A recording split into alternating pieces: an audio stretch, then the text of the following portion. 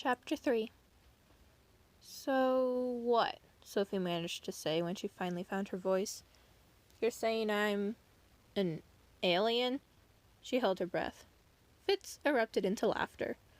Her cheeks grew hot, but she was also relieved. She didn't want to be an alien. No, he said when he'd managed to compose himself. I'm saying you're an elf. An elf. The word hung in the air between them, a foreign object that didn't belong. An elf, she repeated. Visions of little people in tights with pointy ears danced through her brain, and she couldn't help giggling. You don't believe me. Did you really expect me to? I guess not. He ran his hands through his hair, making it stick out in wavy spikes, kind of like a rock star. Could someone that good-looking be crazy? I'm telling you the truth, Sophie. I don't know what else to say. Okay, she agreed. If he refused to be serious, so would she. Fine. I'm an elf. Am I supposed to help Frodo destroy the ring and save Middle-earth? Or do I have to make toys in the North Pole? He let out a sigh, but a smile hid in the corners of his mouth.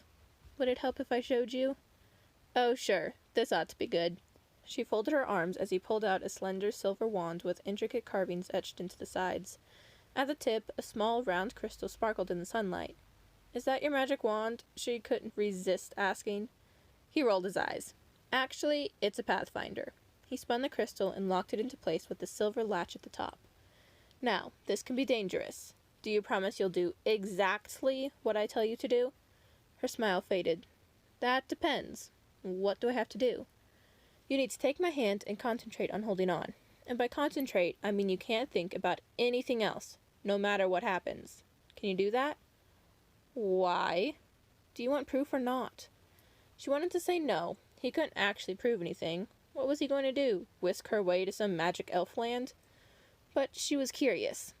And really, what harm could come from holding someone's hand? She willed her palms not to sweat as their fingers laced together. Her heart did that stupid fluttery thing again, and her hand tingled everywhere their skin touched. He glanced over his shoulder, scanning the parking lot again. Okay, we're alone. We go on 3. You ready? What happens on 3? He shot her a warning look, and she scowled at him, but she bit her tongue and concentrated on holding his hand, ignoring her racing heart. Seriously, when did she become one of those silly girls? 1, he counted, raising the wand. Sunlight hit a facet in the crystal, and a bright beam refracted towards the ground. 2, he tightened his grip. Sophie closed her eyes.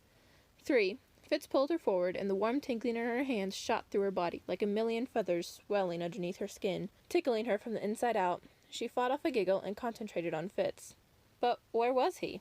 She knew she was clinging to him, but it felt like her body had melted into goo, and the only thing keeping her from oozing away was a blanket of warmth wrapped around her. Then, faster than the blink of an eye, the warmth faded, and she opened her eyes. Her mouth fell open as she tried to take it all in. She might have even squeaked. She stood at the edge of a glassy river lined with impossibly tall trees, fanning out their wide emerald leaves among the puffy white clouds. Across the river, a glow of crystal castles glittered in the sunlight in a way that would make Walt Disney want to throw rocks at his magic kingdom. To her right, a golden path led into a sprawling city where the elaborate domed buildings seemed to be built from brick-sized jewels, each structure a different color. Snow-capped mountains surrounded the lush valley, and the crisp, cool air smelled like cinnamon and chocolate and sunshine. Places this beautiful weren't supposed to exist, much less appear out of thin air. You can let go of my hand now. Sophie jumped. She had forgotten about Fitz. Her hands released his, and as the blood tingled into her fingertips, she realized how hard she'd been squeezing. She looked around, unable to make sense of anything she saw. The castle towers twisted like spun sugar, and something seemed oddly familiar about them, but she couldn't figure out what it was. Where are we? Our capital. We call it Eternalia, but you might have heard it called Shangri-La before. Shangri-La, she repeated, shaking her head. Shangri-La is real? All of the lost cities are real, but not how you pictured them, I'm sure. Human stories rarely get anything right. Think of all the ridiculous things you've heard about elves. She had to laugh at that, and the sharp burst of sound echoed off the trees. It was so quiet there, just a gentle breeze brushing her face and the soft murmur of the river. No traffic, no chatter, no hammering, unspoken thoughts. She could get very used to the silence, but it felt strange, too, like something was missing. Where is everyone? She asked, rising on her tiptoes to get a better view of the city. The streets were a ghost town. Fitz pointed to a domed building that towered over all the others. The green stones of its walls looked like giant emeralds, but for some reason the building sparkled less than the others. It seemed like a serious place for serious things. See the blue banner flying? That means a tribunal is in process. Everyone's watching the proceedings. A tribunal? When the council, basically our royalty, holds a hearing to decide if someone's broken a law. They're kind of a big deal when they happen. Why? He shrugged. Laws are rarely broken. Well, that was different. Humans broke laws all the time. She shook her head. Was she really thinking of humans as something other? But how else could she explain where she was? She tried to wrap her mind around the idea, tried to force it to make sense. So, she said, cringing over her ridiculous next question, this is magic? Fitz laughed, a full body laugh, like it was the funniest thing he'd ever heard. She glared at him. It couldn't be that funny. No, he said when he'd regained control. Magic is the stupid ideas humans came up with to try to explain things they couldn't understand. Okay, she said, trying to cling to the remaining strands of her sanity. Then how can we be here, when 5 minutes ago we were in San Diego? He held a pathfinder up to the sun, casting a ray of light into his hand. Light leaping. We hitched a ride on a beam of light that was headed straight here. That's impossible. Is it?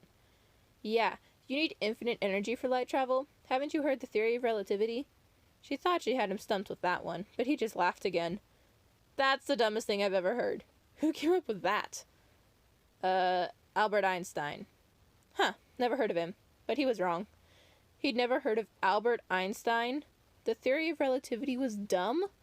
She wasn't sure how to argue. He seemed so ridiculously confident. It was unnerving.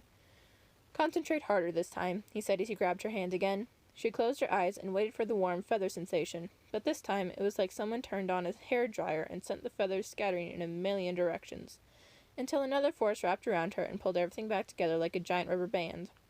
A second later she was shivering from a cold ocean breeze whipping her hair around her face. Fitz pointed to the massive castle in front of them, which glowed like the stones were carved for moonlight. How do you think we got here? Words failed her.